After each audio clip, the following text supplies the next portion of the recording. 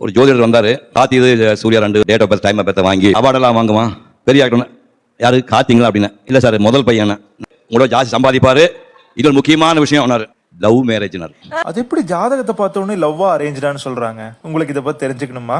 இந்த வீடியோ ஃபுல்லா பாருங்க. நீங்க லவ் பண்றீங்க, ஒரு ஜோஷியர்கிட்ட போய் கேக்குறீங்க, சார் லவ் மேரேஜ் ஆகுமா இல்ல அரேஞ்ச் மேரேஜ் ஆகுமான்னு. அவர் சத்தியமா லவ் மேரேஜ் ஆகாதுன்னு சொல்றாரு. சோகமா நீங்க திரும்பி வந்துடுறீங்க. சரி, இன்னொரு சினாரியோ. உங்க ஜாதகம் மாதிரி அப்படியே இன்னொரு ஜாதகத்தோட யூஎஸ்ல ஒருத்தர் இருக்காரு. அவருக்கு இந்த டவுட் வருமா? இன்ஃபேக்ட் அரேஞ்ச் மேரேஜ்னா என்னன்னு கேட்பாரு. லவ் பண்ணி தானே கல்யாணமே பண்ணுவாங்கன்னே சொல்லுவாரு. சோ உங்களுக்கு டிஃபரன்ஸ் புரியுதா? ஒரு ஜாதகத்துல ஒரு மேரேஜ் வந்து அன்ஆர்த்தடாக்ஸ்னு ரெப்ரசென்ட் பண்ணும். சொசைட்டில நார்மலா இல்லாத விஷயம் உங்களுக்கு நடந்துச்சுன்னா அது அன்ஆர்த்தடாக்ஸ். லவ் மேரேஜ் இங்க ஓரளவுக்கு நார்மல் ஆயிடுச்சுன்னு வச்சுக்குவோம்.